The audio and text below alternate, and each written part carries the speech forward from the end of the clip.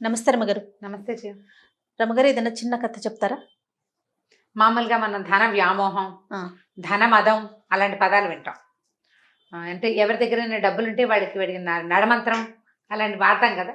అంటే అవునో కాదో కానీ డబ్బులు వచ్చేసిన వాడికి ధైర్యం వచ్చేస్తుంది కదా. నేను గ్రేట్ అనే భావన ఆటోమేటిక్గా వస్తుంది. ఎందుకంటే వాడు ఏదైనా కొనగలుగుతాడు. డబ్బుతో పాటు వచ్చేస్తుంది అంటారా? ఆటోమేటిక్గా డబ్బు అపరిమితమైన ధైర్యాన్ని ఇస్తుంది జయ. ఏదైనా చేసేస్తాడు. దానికి పంచతంత్రంలో ఒక కథ చెప్తా, పెద్ద కథ, చిన్న బ్రీఫ్గా మ్యాటర్ చెప్తా.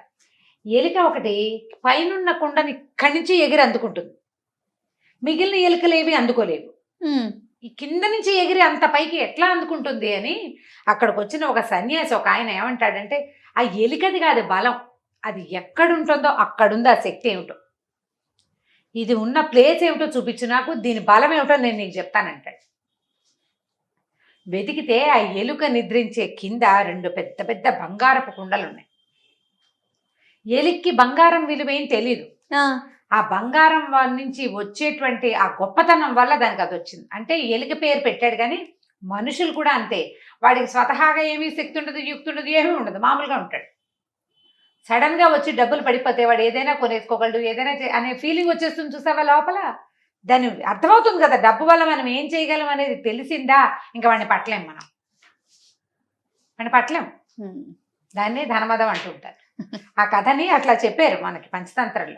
ఎలుక్కి వచ్చిన బలం ఎందుకు వచ్చిందంటే దాని కింద ఉన్న డబ్బు వల్లే. ఆ డబ్బులు తీసేసాక అది అది ఎత్తుకోలేదు, ఎగిరి పట్టుకోలేకపోతుంది. అంతేగా, ఎగిరి కింద పడుతుంది అన్ని ఎలుకల్లాగానే. దానికి తెలిసిపోతుంది నా బలం అంతా పోయింది అని. డబ్బు పోతే బలం పోతుంది, నీకు బలం కావాలంటే డబ్బు సంపాదించాలి అని చెప్తుంది పంచతంత్రం. ధనమే ప్రధానమైన బలం మనుషులకి. అయితే దాని మీద ఒక చిన్న చందమామ కథ చెప్తా. ఒక ఊళ్ళో ఒక వీరయ్య గారని ఒక ఆయన ఉన్నాడు. ఈ వీరయ్య గారికి ఓ భార్య కొడుకు ఉండేవారు. పిల్లవాడు కొంచెం 4-3 ఏళ్ళు వచ్చాక భార్య రెండోసారి కనలేక చనిపోయి, ఈయన ఏం చేశారంటే ఈ పిల్లాడిని చూసుకోవటానికి చంద్రమతి అని ఒక ఆవిడని మళ్ళీ పెళ్లి చేసుకున్నారు. ఆవిడ మహాసౌందర్యవతి. ఆయనకి బాగా భయంగా ఉండేది, ఇది సౌందర్యవతి ఇది ఏం చేసేస్తుందో అని. పిల్లాడిని సరిగ్గా చూడదేమో అని అనుకునేవాడు, కానీ పిల్లాడు మాత్రం ఆవిడకి బాగా మాలిమయ్యాడు. ఆవిడ కొంచెం వయసు పెద్దదే, లేట్ మ్యారేజ్ ఆవిడకి. పిల్లాడితో చాలా బాగా ఉండేది. పిల్లాడు పిన్ని కలిసి ఉండేవాళ్ళు. కానీ ఈయనకి భార్య మీద అనుమానంగా ఉండేది. ఇది ఇంత అందగత్తె, ఏం చేస్తుందో. అక్కడి నుంచి ఆస్తి అంతా దీనికి అప్పచెప్తే ఇదేం కొంప ముంచుతుందేమో అలా అనిపించి ఏం చేసేవాడు, ఆలోచించుకుని నేను పెద్దవాడిని, నాకు ఏదైనా ముంచుకొస్తే చాలా కష్టమని ఆస్తులు గీస్తులు అన్నీ అమ్మేసుకుని బంగారం రూపంలో ఏర్పరచుకున్నాడు. అన్ని బంగారు నాణేలుగా ఏర్పరచుకున్నాడు. మామూలుగా ఏదో తినడానికి ఉండడానికి ఇల్లు వాకిలు ఏవో ఉన్నాయి. ఏం చేశాడు, ఆ బంగారం దాచిన డబ్బంతా, ఈ బంగారాన్ని అంతా 2 పెద్ద పెద్ద బిందెల్లో నింపి తనకి ఇంట్లో ఒక సుబ్బయ్య అని ఒక పనివాడు ఉండేవాడు. ఆ సుబ్బయ్యని వెంబడి పెట్టుకుని, ఒరే నన్ను కూడా ఎత్తు పెంచావు, నువ్వు ముసలాడివి, నాకంటే అంటే సుబ్బయ్య ఇతనికంటే పెద్దవాడు, తన్ని కూడా ఎత్తుకున్నవాడు అనమాట. నా కొడుక్కి అందజేయాలిరా ఇది ఎలాగైనా, నా పెళ్ళాం మంచిది కాబట్టి. మంచిదే బాబు అన్నా కూడా ఒప్పుకోకుండా ఏం చేశాడు, దూరంగా ఉన్న ఒక దిబ్బలో పాతి పెట్టాడు. అది ఈ సుబ్బయ్యకి తెలుసు. సుబ్బయ్యకి చెప్పాడు, నా పిల్లాడికి చూపించు ఈయనది. పిల్లాడు కొంచెం పెద్ద అయ్యి వాడు బుద్ధిమంతుడు అయ్యాక కొన్నాళ్ళు ఇలాగే గడిచింది. పిల్లాడిని ఎక్కడికో చదువుకు పంపించాక పిల్లాడు కాస్త 16-18 ఏళ్ళ వాడు అయ్యాడు. సడన్గా ఈ వీరయ్య గారు కాస్త పోయాడు. పోయేసరికల్లా మరి ఇంకేం చేస్తారు, పిల్లాడు వచ్చి ఇల్లు వాకిలు చూసుకోవాలిగా. ఇది రెండో ఆవిడ చంద్రమతి కూడా 2-3 పిల్లలు కలిగారు. పిల్లలు అన్నయ్య బాగానే ఉండేవాళ్ళు. ఇంటికి వచ్చి చూసుకుంటే ఇంట్లో ఏమీ లేవు, ఏదో ఇల్లు వాకిలి ఉన్నాయి. సంపాదించే తండ్రేమో చచ్చిపోయాడు. మనకు అంతకుముందు ఉన్న ఆస్తి స్వాస్తి ఏమీ లేవు. ఇప్పుడు ఏదో ఉన్న 10 రూపాయలతో 4 రోజులు గడిచాయి. తర్వాత ఇంకా డబ్బు అవసరం. డబ్బుల కోసం ఆలోచించుకుంటే తల్లి ఏమని చెప్పిందంటే, నాయన మీ నాన్న మనకు అక్కడ పొలం ఇక్కడ స్థలం అన్నీ అమ్మేశాడురా, అమ్మేసి బంగారపు కాసులుగా మార్చాడు. వాటి ఎక్కడో దాచిపెట్టి ఉంటాడు. ఇల్లంతా వెతికారు తల్లి కొడుకు కలిసి, అన్ని పక్కల ఎక్కడైనా తవ్వి పూడ్చిన ఇవి ఉన్నాయేమో, వీళ్ళకి ఎక్కడా దొరకల. ఒకవేళ ఇంకా ఎక్కడైనా మన పాత పొలాల్లో ఎక్కడైనా పొలంలో కానీ కూర్చాడేమో. సుబ్బయ్యని అడిగితే తెలుస్తుందని. అక్కడి నుంచి వీడేం చేశాడు, ఈ కుర్రాడు, వాడి పేరు చంద్రం.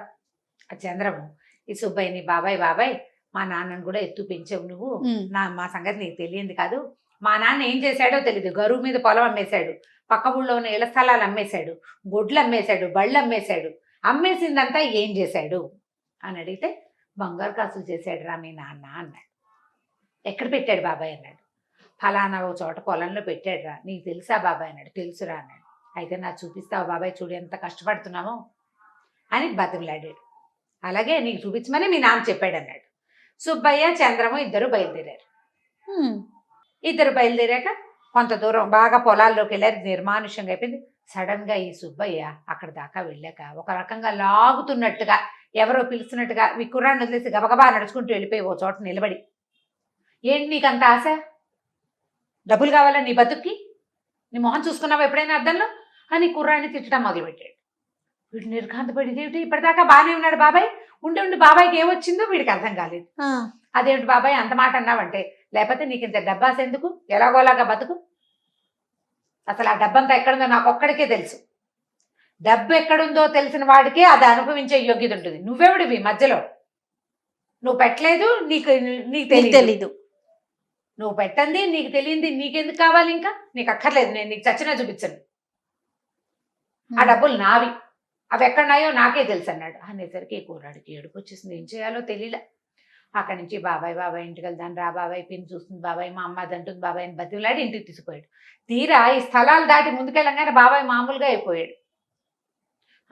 ఏంట్రా బాబు మొహం అలా ఉంది, చేతిలో మొహం కడుక్కొని మొహం కూడా కరిగిచ్చాడు పిల్లడికి. జామకాయలు కోసిపెట్టాడు, తిందామా అన్నాడు. బాగానే ఉన్నాడు. ఇంటికి వెళ్ళాక మామూలుగానే పనిచేస్తున్నాడు, మామూలుగానే ఉన్నాడు. మళ్ళీ ఇంకో రోజు తీసుకెళ్ళాడు. ఆ రెండో రోజు అలాగే తిరగబడి తిట్టిపోసాడు వీడిని, కొట్టబోయాడు కూడాను. అర్థం కాల. అమ్మకి చెప్పాడు, ఎక్కడుందో తెలుసు, ఇంట్లో ఉన్నంతసేపు చూపిస్తానంటాడు, ఎక్కడికో తీసుకెళ్తాడు, తీసుకెళ్ళాక చూపించడు, పైగా తిట్టిపోస్తున్నాడు. ఆయన సరకలు ఇవ్వండి నాయన, ఏదో విశేషం ఉందిరా ఇందులో, మనకు అర్థం కావటం లేదు. మీ నాన్నకి ఫ్రెండ్ ఒక ఆయన, తెలుగు పండితుడు ఒక ఆయన ఉన్నాడు ఆ ఊళ్ళో. నాన్నకి ఫ్రెండ్ కదా, రామశర్మ ఏదో ఆయన పేరు, బ్రాహ్మణ అయినా ఆయన దగ్గరికి వెళ్ళు, ఏమైనా ఐడియా చెప్తాడేమో అంటే వీడు పోయి ఆ రామశర్మ గారి దగ్గరికి వెళ్ళాడు. చంద్రం, ఇలాగా పంతులు గారు మా నాన్న ఎక్కడో పెట్టాడండి, సుబ్బయ్య బాబాయ్కి తెలుసు, నన్ను అక్కడ దాకా తీసుకెళ్లేసరికి తిరగబడిపోతున్నాడు. ప్రతిసారి ఎక్కడికి తీసుకెళ్తున్నా అంటే ప్రతిసారి ఒకే వైపుకి తీసుకెళ్తున్నాడు. 3 సార్లు వెళ్ళారు అప్పటికి, 3 సార్లు ఇదే జరిగింది. ఆయన సర్కల్ ఆయన నవ్వాడు. ఓ పంచే, ఈసారి తీసుకెళ్ళి మళ్ళీ, అయితే ఎక్కడ నిలబడి నిన్ను తిడుతున్నాడో అక్కడ ఒక గుర్తు పెట్టుకురా, అతను నిలబడ్డ చోటే పెట్టాలి నువ్వు దాన్ని. ఇంటికి వచ్చేసాక అప్పుడు మళ్ళీ వెళ్దుగా నువ్వు అన్నాడు. అనేసరికి సరే అన్నాడు. మళ్ళీ బాబాయ్ డబ్బులు ఎక్కడన్నాయో చూసి తెచ్చుకుందాన్ని రావా అని తీసుకెళ్ళేసరికి వాడు అది చర్చి తిట్టిపోసాడు ఆ బాబాయ్ వీడిని. మళ్ళీ అక్కడ వీడేం చేశాడు, వెళ్ళేటప్పుడే ఒక చిన్న కర్ర పుల్ల తీసుకెళ్ళాడు ఇంటి దగ్గర నుంచి. తమ పేరు చెక్కి ఉన్న పుల్ల ఒకటి పట్టుకెళ్ళాడు, ఒక దీని లాంటిది, వాసాల లాంటిది. ఆ వాసాన్ని అక్కడ పాతి పెట్టేసి బాబాయిని తెచ్చేసాడు ఇంటికి. తెచ్చాక ఆ రామశర్మ గారిని వెంట పెట్టుకుని తీసుకెళ్తే ఎక్కడైతే సుబ్బయ్య నుంచున్నాడో అక్కడ తవ్వితే 2 బిందెలు బంగారపు బిళ్ళలు దొరికినాయి. అందులో వీళ్ళ నాన్న రాసిన ఉత్తరం కూడా ఉంది, ఈ సొమ్ము నా కొడుకు కుమారుడైన చంద్రానికి చెందాలి అని. ఇదేంటండి పంతులు గారు విశేష విచిత్రం, ఆ బాబాయ్ చాలా మంచివాడు, ఇంటి దగ్గర మా ఇంట్లో పనిచేస్తున్నాడు కూడా, ఇంటి దగ్గర ఉన్నప్పుడు వెళ్దాం నాయన అంటాడు, ఇక్కడికి రాగానే లేకపోతాడు అంటే అదేరా నాయన ధనమదము. అక్కడికి వచ్చేసరికి ధనం అట్లా ఆశ పుట్టిచ్చేస్తుంది, అట్లా పాడు చేస్తుంది. వాడు ఎంత మంచివాడు, ఇది దాటేసరికి మళ్ళీ మారిపోతాడు. ఆ కాస్త తప్పేసరికి మారిపోతున్నాడు. లక్షణంగా ఇంటికి పట్టుకెళ్ళి వాడుకో, మీ నాన్న నీకోసమే దాచిపెట్టాడు, ఉత్తరం కూడా రాశాడంటే ఆ 2 బిందెలు మోసుకుని ఆ సుబ్బయ్య కూడా 10 రూపాయలు ఇచ్చి అందులో ఇచ్చి మళ్ళీ ఇల్లు వాకిళ్ళు సంపాదించుకుని పిల్లాడు వ్యాపారం చేసుకుని సుఖంగా ఉన్నాడు. అదే ధనబలం. ధనబలం అదే, డబ్బులుంటే దన్ను అంతే. డబ్బును అందుకే అదే చెప్తారు, యస్యాస్తి విత్తం నరహ కులీనహ అని చెప్తారు. వాడి దగ్గర డబ్బు ఉందో వాడే గొప్పవాడు, వాడే గ్రేట్, వాడు ఆటోమేటిక్గా గ్రేట్ అయిపోతాడు. గ్రేట్నెస్ ఉన్నా లేకపోయినా తనకి తను ఉన్నట్టు ఫీల్ అవుతాడు. అది ఉంటే చాలు, డబ్బు అంత పనిచేస్తుంది.